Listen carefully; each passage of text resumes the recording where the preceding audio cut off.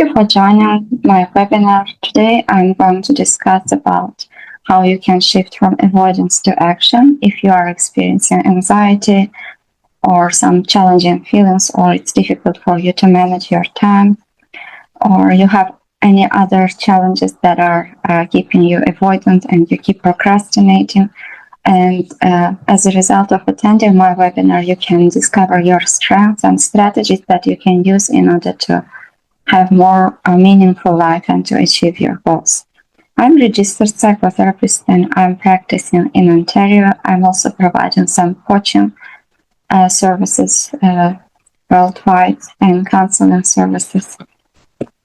So as a result of achieving my webinar, it will be easier for you to find some strategies and strengths that you can use to cope with procrastination, anxiety, fears, or other challenging feelings. And you might be feeling unproductive and drained, and you might be setting goals, but you keep avoiding them, or distractions might be taking over. And these are quite normal challenges that any of us can experience at certain periods of their lives. And procrastination is not a laziness, it's a human response for discomfort, and everything can be changed. So you will learn how to shift from avoidance to meaningful action and determining what's important for you as a guide or as a tool for your daily choices. And you will learn some strategies how to build momentum through small but powerful steps and actions. And I use solution-focused brief therapy diamond model in my webinar and works, and I also use some strategies from acceptance and commitment therapy. In order to be able to achieve the goal that you want to achieve, it's important to be able to describe what exactly you want, what kind of change do you want. And once you can describe and understand what you really want, it will be easy for you to achieve this goal. So if this webinar was helpful for you, what would you notice first? What's the first thing that you would notice different that is showing in your life? And what would let you know that you are having a progress? And if procrastination and anxiety weren't in charge, what would you do differently instead of procrastinating or feeling anxious or avoiding? How do you envision yourself, what you would be doing? If sadness wasn't holding you back, how would you use your time and energy? And what would you notice about yourself if you were managing your time in a way that felt aligned with what matters for you? If distractions and fatigue were less powerful, what would you like to be able to focus on instead? And imagine you had the energy and motivation you want. How would your day begin and unfold? What routines would you have? With whom would you meet? What would be different about the way you are interacting with people, about the way you are solving your problems? And what exactly you want to achieve if you were not procrastinating, if you are not avoiding, and how exactly you want to manage your time. If you are able to describe this and to able to answer these questions, it will be easier for you to set goals, to envision what you want, and to take steps towards what you want. So oftentimes we wait for the perfect moment, and our minds are telling us that we'll start later, or we are too stressed right now, there is no time for it, we'll begin tomorrow. And when we listen to these thoughts and when we get fused with them, it changes our mood and our behavior is shaped with it. But if we are able to see these thoughts just thoughts and not literal truths, we can choose the way to respond to them, and it will be easier to respond to feelings and thoughts. And for instance, asking yourself at that moment when you will have this kind of thoughts, what's important for you, would help to shift your focus from these thoughts to what matters for you. And taking small steps and decreasing avoidance will get easier. So, and another challenge we have are the feelings and stress. Imagine whenever you are having stress or something difficult is happening in your life, You will be less likely to do things that you want to do. When you are stressed, it's difficult to concentrate. So what we keep doing is we tend to avoid or procrastinate, which creates more stress, more anxiety, and we get stuck in this cycle, in this loop. So what small step you can take towards what matters for you at that point? For instance, when you will have these challenging feelings, again, asking yourself what matters for you, why this goal matters for you, why is it important for you to do this task, can help to decrease those challenging feelings, to create a sense of safety, and it will be easier to make a step towards what matters. And sometimes doing things despite the feelings. For instance, can you recall the times when you felt anxious, when you felt sad, or when your mind was telling you that you can't complete, you can't do this, but you still could succeed? So this means that you have an evidence of success in the past, that you could somehow keep going despite these feelings, despite these thoughts, and you can repeat the same pattern again. You can use the same strategies that you used in the past in order to be able to act despite anxiety. So also asking and trying to understand what kind of person do you want to become in the way you are handling your stress and handling your anxiety, achieving your goals and responsibilities. Stress is inevitable. All of us were having stress and problems, challenges. So what kind of person do you want to be during these challenges, and how you want to show up? Which version of you do you want to see? How you want to respond to these challenges? And what would be accepted for you as a success? If you like, what kind of response are you awaiting, and what can help to make this happen? For instance, in which circumstances, contexts, or environments you succeeded more. Some people can concentrate and succeed in environments such as restaurants, cafes, when it's crowded, when there is noise. Some people need quiet places. Some people need study better in nature. So adjusting your needs accordingly and using those environmental factors can also help to increase your success, increase taking steps towards what matters for you, and even maybe arranging like people like who helps you to succeed, who helps you to do better, to improve yourself, and regaining connection with those people or places or factors that are helping you can also be useful to break the loop, the cycle, and to decrease avoidance and to take action. So another mistake that we're making is that whenever we have anxiety, we start avoiding and we got anxious because we don't want to feel these feelings. We don't want to have anxiety. We don't want to experience fear because it's uncomfortable. But actually, feelings are carrying some messages about what we care, what matters for us. And anytime when you would notice anxiety, this actually shows that you care about certain task, your career, your education, or person. And when you start to see it from this perspective, it's easier to accept feelings and to take action. Whereas when you feel scared of anxiety, when you feel anxious of anxiety, it just increases. And when you change perception of it, when meaning of anxiety changes for you, you will be more willing towards moving and taking action. What's one thing that you've been avoiding recently that you could start today? And what would you like to see different in your day by the end of the day, by the end of the week, of the month? How you would like consistency to be shown in your timetable, in your routine? What are things that you can adjust? What are things that you can do in order to create time for things that you need to do? And if you could feel even slightly more in control of your time, what would that look like? And what's one task you'd feel proud of finishing today? Sometimes we might feel anxious and avoid things when we feel bored, or if the task is too big and it's difficult to concentrate on it, because when the task is challenging or big, our brain accepts it as a threat and we are trying to avoid discomfort, and we are trying to stay in the comfort zone. therefore, if your goals are too big, you can try dividing them into smaller tasks so that it will be easier to take steps.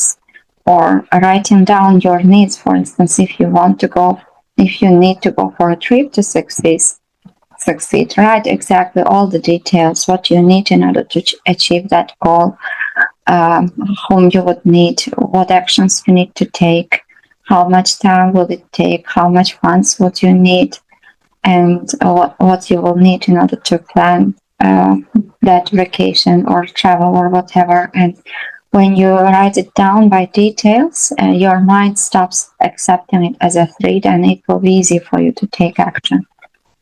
Also thinking about potential outcomes and changes that can bring this completing this task for you, and what difference it can create in other people's lives, what change it can create. So asking yourself these questions can also help to inspire yourself to take action, to catch momentum. For instance, also thinking about deeper meaning of these tasks or goals for you. For instance, if you would say that I want to finish reading this book, it would be just goal focused. But if you identify why this matters for you, for instance, if you think that after reading this book you can help other people, here you would notice that connection is important for you, helping for other people is important for you, and thinking about those deeper goals and like why behind these goals can help you to stay more motivated. And also thinking about which qualities, which strengths do you want to see in yourself while you are achieving your goals. For instance, if you want to develop courage or creativeness, if you want to be more compassionate or kind towards others, how do you envision yourself? What would let you know that these characteristics, features are showing up in your life? And when did you notice that you use these features, or how these features showed up in the past, and what let it happen? What helped for it to happen? Which of your qualities, what exactly helped to achieve these goals? And then like thinking about it, trying to answer these questions also can help to envision the future and goals you want to achieve. And once you can describe it, when you can envision it, it's easier for your brain to process information and to repeat the same patterns, or to find solutions while you will be facing with some obstacles. And if you could observe yourself from the future, for instance, how you would like to handle current stress, how you want to deal with current problems, and what you would like to see in yourself, what exactly you would like to do. Changing perspectives or looking from the past, if your child version, young version of you could notice yourself right now, what you would like to tell them, how you would like yourself to handle this stress, to handle anxiety, and what do you think you need in order to succeed. Or if somebody whom you value could see you, or what they would like you to do, or what would make them happy if you were doing. So changing perspectives also can help to inspire you and to help you to take action during times when you keep avoiding or procrastinating things. This exercise calls Boss I, and here you can see some sections which are divided into 4, and they have included work, education, leisure, relationships, personal growth, health.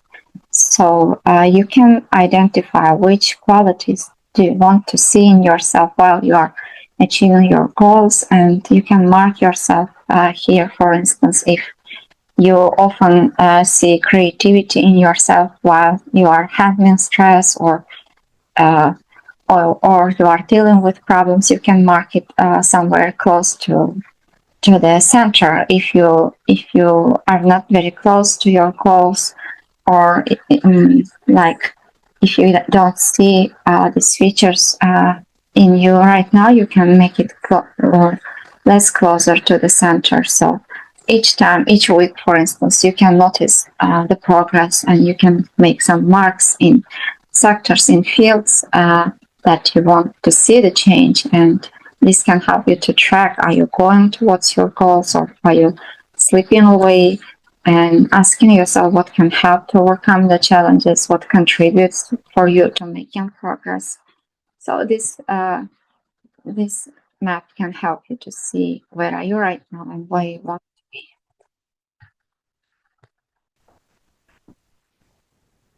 And also, it's inevitable that we will have some challenges, and it's not possible to have the same level of progress all the time. We will have some ups and downs, and what's important is how we treat ourselves during these challenging times and when we are making mistakes, because change occurs when we see, when we are being more compassionate towards ourselves, when we can be kind towards ourselves, especially when things don't go well. And when we can treat ourselves with kindness and compassion, this is the point when the change starts and when the progress starts to show up. So what do you want to do with your time in this planet, and what sort of person do you want to be? What personal strengths and qualities do you want to develop? And once you can identify what you want to see in yourself, it will be easier to achieve those skills, to take steps, for instance, related with work and education, or relationships with your parents, relatives, friends, or co-workers, or it can be related to a personal growth, health, and your spirituality, religion, creativity, life skills, meditation, yoga, nutrition, addressing health factors, or leisure, how you want to spend your time, who would you like to speak, interact with, to have fun. And oftentimes, one of most important things is the choice point. It's when anxiety or challenging feelings show up, or we have some thoughts, self-limiting beliefs such as I can do it, I can succeed it. At that point, it's important to notice what's happening with us internally, and if we can notice it, and if we can become aware of our thoughts and feelings, it will be easier to take action towards what matters. Because oftentimes what happens is that when you feel anxious, scared, or when you have negative feelings, you don't want to experience those feelings because it's uncomfortable, and we slip away from our goals, and we start to avoid, to procrastinate, to stop doing things. So if you are able to notice that choice point, try to ask yourself, what do I want to do right now? What's important for me to do right now? And after taking some deep breaths, or meditating, or taking a walk, it's important to go back to what matters for you, even during times when you will have anxiety, pain, stress, uncomfortable feelings, uncomfortable thoughts, self-doubt. So you can also make a track of your feelings or thoughts. What exactly causing you to avoid, to procrastinate? What are your triggers? Perspective taking, as we have already discussed, also can help to gain some new perspectives, new insights about your situation. So oftentimes we think that the time is not limited, and we tend to do things that don't matter for us, while we don't notice that we are wasting time, or we are not using our time effectively. So also changing relationship with the time, like what does time mean for you? What's the deeper meaning behind it? Is it a tool to become the person you want to become? Is it a tool to achieve the things that you want to achieve? And for instance, thinking about your 80-year-old self, looking back, what action would you appreciate you taking today? If you are no longer feeling the time as your enemy, what does tomorrow look like? What would your colleagues, family, friends notice about you if you were managing your time in a way that feels right for you? What would be the very first small sign that tells you things are different? Imagine at the end of a productive day what you notice about yourself, what would others notice about you, what you might have included into your day that would make you feel proud or in peace with yourself. So if you could envision your preferred day where you manage your time well, from the moment you wake up until you go to bed, what would be happening there, whom you would be meeting, how you would be spending your time, how you would be showing up, which of your qualities you would see during those times. If there was a camera, in your room, for instance, what would that camera capture you doing differently? How you would handle stress, interruptions, distractions, low energy, or challenging feelings. When in the past, have you already managed all of this, and what helped you then? What was different then? What made it possible for you? Which strength you already have that can help you to achieve these goals? And if you keep making these small changes, what difference it can create in 10 days, 1 month, 3 months, 6 months, 1 year. So when we start understanding that anxiety and sadness are not our enemies, they are just signals that are guiding our choices, it gets easier to take steps. We can open space for the feelings and let them to exist without letting them control our actions. Because fights against stress or anxiety create more tension, and acceptance breaks the cycle. Because when we accept feelings, we gain clarity and we slow down, which makes it possible for pausing and taking the action in the manner that we want to take action. What have you handled pressure better than you expected? What strengths did you use then that you can bring forward now? Who or what could support you in this next step?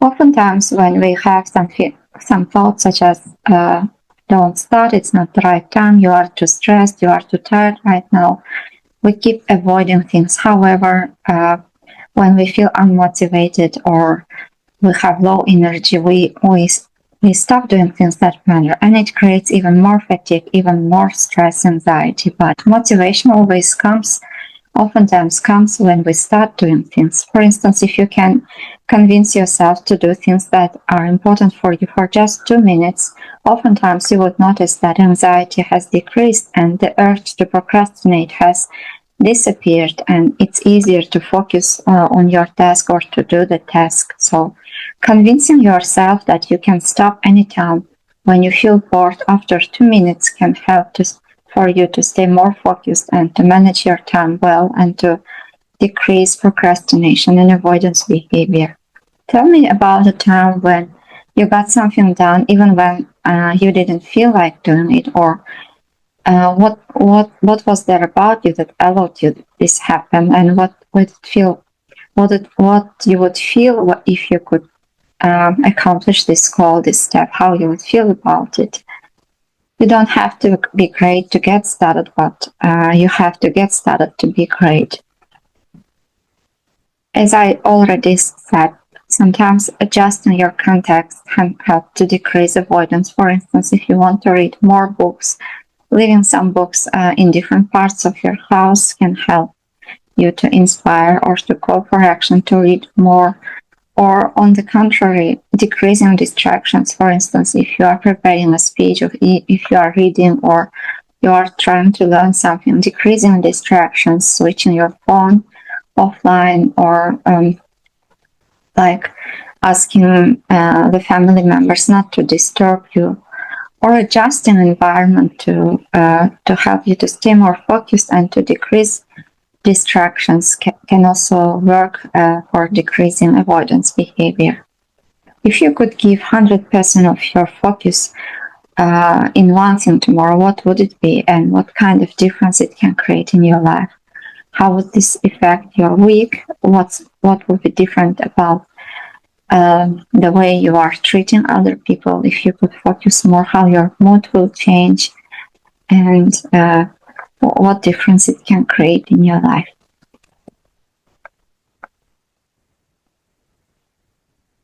It's not always possible to change the situation, but we can change our relationship with the thoughts, with feelings, with situation, with people that can help to achieve more change. For instance, if you have a thought that I can't do this or things will never change, things will never improve, how useful is it for you for achieving your goals? How you feel about it when you believe to these thoughts, and how you can look at this from different perspectives or to develop a new perspective. When you have an urge to procrastinate or avoid, ask yourself what it looked like to act towards what matters for you instead of avoiding. If you could act from what matters for you, even with anxiety present, how would life look a year from now, and what kind of person would you be becoming? How would you describe the difference between who you are now and who you could be? If you remember a movie, Good Will Hunting, Will carries deep emotional wounds and trauma, and these experiences shape the way he sees himself, the world, and others.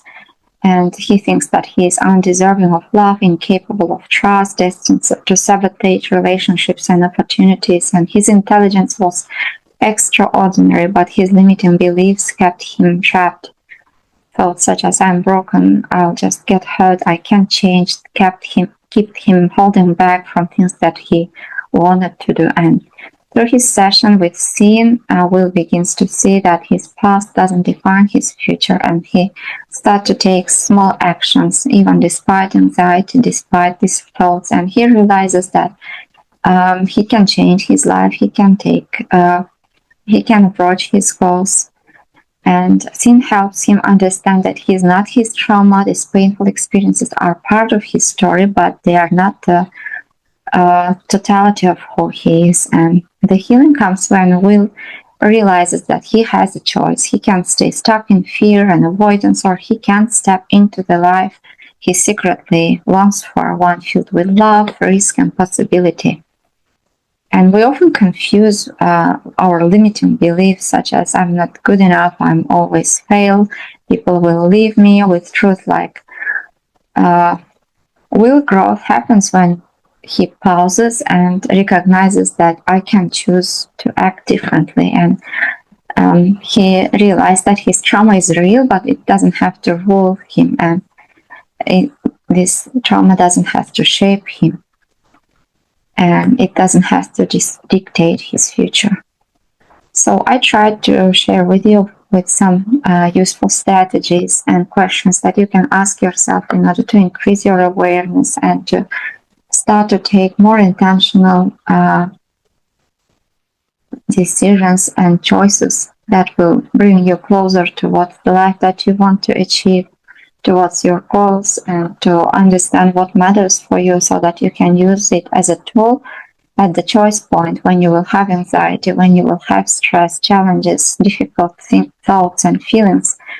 I hope this was useful. If you have further questions, or if you want to receive more support in the form of individual therapy or group therapy or coaching, I would be glad to support you further. You can simply send me an email, or you can visit my website, Psychology Today site, and you can schedule an appointment. I would be glad to support you further. And if you also have any further questions, feel free to reach out to me and ask your questions. I will be glad to support you.